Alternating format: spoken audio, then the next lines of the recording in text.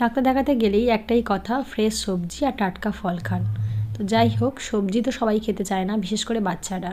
যা সবজি দিয়ে এরকমের রেসিপি বানালে মনে হয় সমস্ত বাচ্চারাই খেয়ে নেবে, আমার বাচ্চারা তো সুন্দর খেয়ে নেয়। তো কড়াইতে তেল দিয়ে দিয়েছি কাঁচা লঙ্কা, টমেটো আর পেঁয়াজ। একটু ভাজা ভাজা হয়ে গেলেই দিয়ে দেবো চিংড়ি মাছ। তো চিংড়ি মাছ দিয়ে হলুদ দিয়ে লবণ দিয়ে ভালো করে ভাজা থাকবো। ভাজা ভাজা মতো হয়ে গেলে সেটাকে নামিয়ে রাখবো। এইভাবে একটা সবজি বানিয়ে দিলে, জানি না রান্না কতটা ভালো হয়, বাচ্চারা কিন্তু সুন্দরভাবে খেয়ে নেয়। চিংড়ি খেতে ভালোবাসে, তার সাথে সবজিটা ওদেরকে খাইয়ে দেওয়া যায়।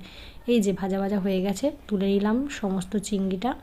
এখন কড়াইতে আরও অল্প তেল দিয়ে দেবো সমস্ত রকম সবজি। আর তেলের মধ্যে একটু পাঁচফোড়ন দিয়ে দিয়েছি, লঙ্কা আগে বেশি দিয়েছিলাম তাই আর লঙ্কাটা দিইনি। এখানে মনের মতো সমস্ত সবজি আমি দিয়ে দিয়েছি, কুমড়ো, পুরুল, ঢ্যাঁড়স আর কাঁকরোল। সমস্ত সবজিটাই ভালো করে লবণ দিয়ে ভেজে নেব।